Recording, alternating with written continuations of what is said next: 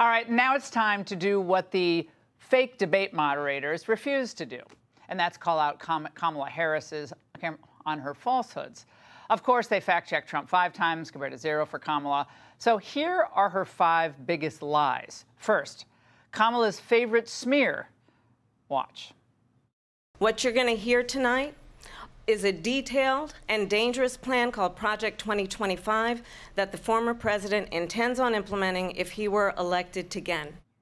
Fact, Trump had nothing to do with Project 2025, and what you heard last night was Trump's plan to make America safer and more prosperous, his ideas. Second, Kamala's phony defense of what are your constitutional rights.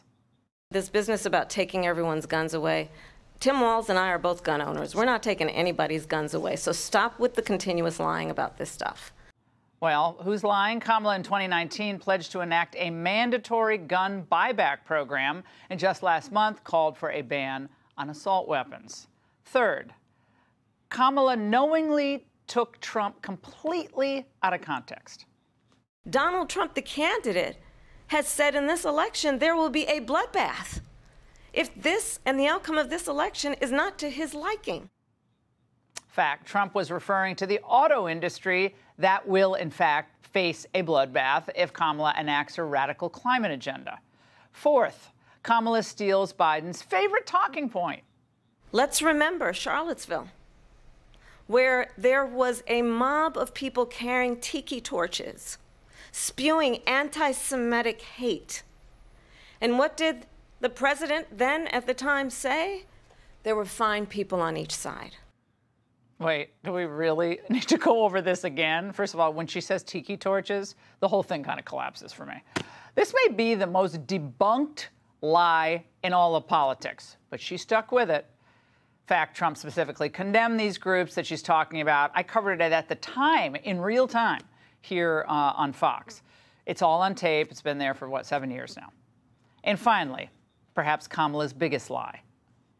The President of the United States incited a violent mob to attack our nation's capital.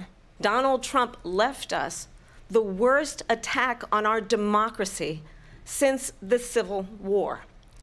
Oh, forget the 9/11 thing. You know, the anniversary is today. This adds a layer of a disgusting cruelty to this lie. Is she supposed to be the compassionate one? Of course. It's just another political statement, and a false one at that. Joining me now, Ben Domenech, editor-at-large of The Spectator, and Ari Fleischer, the former White House press secretary, both Fox News contributor.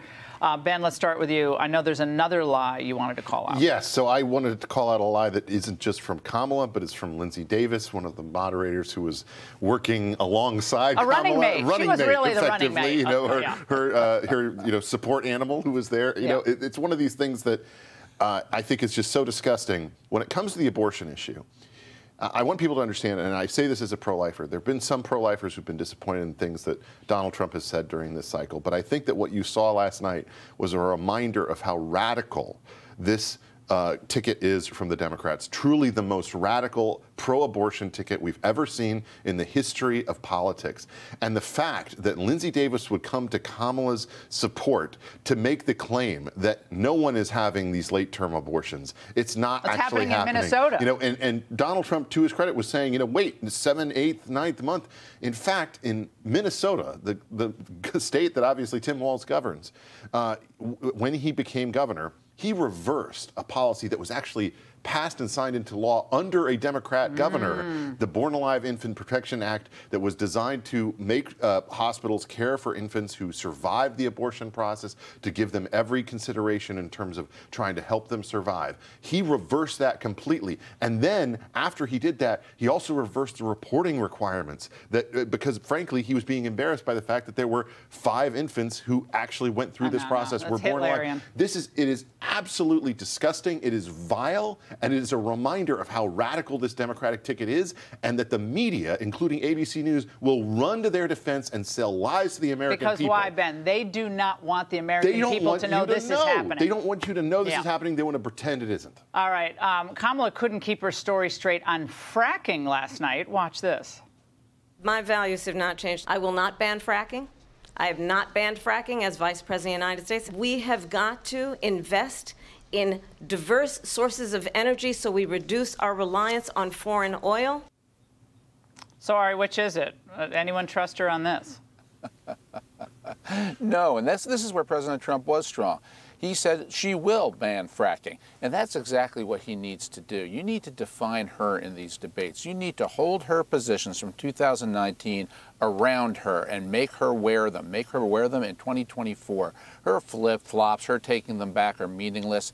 This is who she is. This is what she will do. And, you know, it's not just that position. It's when she says her values are the same. Remember, she said the ICE, our Border Patrol, are like the KKK. When migrants crossed the Rio Grande, she said, cut Border Patrol, whip them. It reminded her of slavery. She is wrong on everything because her heart is culturally liberal San Francisco. And that's who Donald Trump is running against. And his job is to remind everybody of those stands that she took, because that's who she is. She was protected by 2 bodyguards last night from ABC News. That's why they were there. They were there. They were her agents. They had little things in their ear, too. And so but that's no longer really relevant. I criticized ABC tremendously last night, and I always will.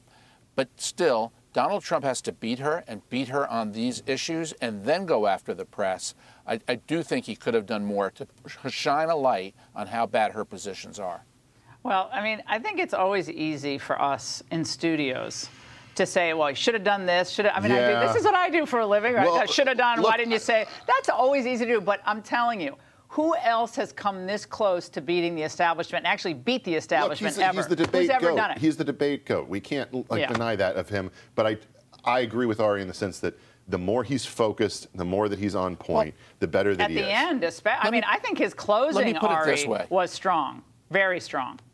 His closing was excellent, but the point of a debate is you do that on each and every question. You make her cry uncle. You make her the issue every single question. Look, Donald Trump is the nation's biggest, best anchorman. He had his chance last night as the nation's anchorman to educate 70 million Americans who watch that about her positions. And that's how I hope he thinks about it. Nobody is in a stronger, better position than Donald Trump to educate the American people about who Kamala Harris is. That's his job at the debate. I'm not sure it's not that. to explain, defend Ari, I'm himself. not agreeing. It's I'm not to necessarily. go after her. Yeah, Ari, I'm not necessarily agreeing with you that his job is to educate. I mean, yeah, I mean, put her on the defensive for sure. Results matter. And I think he time and again said, I'm going to fix this. I fixed it before. The border was closed. We had peace break out all over the world. This woman has turned this world into. I think he did that. I mean, I know he's not a lawyer, so he's not going to do a lawyerly thing. He's not going to go about it as a lawyer. He does that about CEOs himself. are terrible at making arguments usually. I just think there's more opportunity ahead for Donald Trump to paint the picture of how bad she is. Yeah, well, Ben? I just think that when he's focused, when he's on point, when he's going after the issues that are fundamental in this election, the economy, immigration, gas prices, security, at home and abroad. You know how much a Happy Meal costs today? It's if you buy two Happy Meals. If you buy 2 Happy Meals for your daughters, because I have 2 of them, you're running up into $20. And that's insane. Okay, we don't want to live in an America that looks like this. We want to live in an America where we're a prosperous. Have you ever bought a Happy Meal saying that you want it for a child, but it's really for you? Be honest right now. I will be honest and say I have never done that. Okay, I'm just kidding. Ben and Ari, thank you so much. Hey, Sean Hannity here. Hey, click here to subscribe to Fox News YouTube page and catch our hottest interviews and most compelling analysis. You will not get it anywhere else.